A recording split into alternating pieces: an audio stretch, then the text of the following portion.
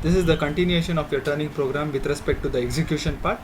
So as I had earlier discussed, so once you have written the program, you have to set the tooling. So to set the tooling, press F9 option. So here we have to go for the set tooling option under F9.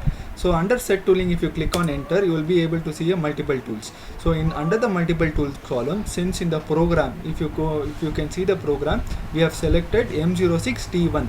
So tool number 1. So here also you have to go for tool number 1.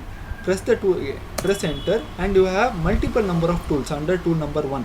So you have finishing tool. If you click the left and the right button, you will be able to see multiple number of tools. So you can select any roughing tool or your finishing tool. So I'll be selecting a finishing tool. Once you have selected the finishing tool, press and enter, and press your F9 button once again. Check the syntax. If once your syntax is okay, that is, it is free from any errors, you can run the program. So F9, press F9 once again and run the program. So now you can see that the tool is coming to the origin.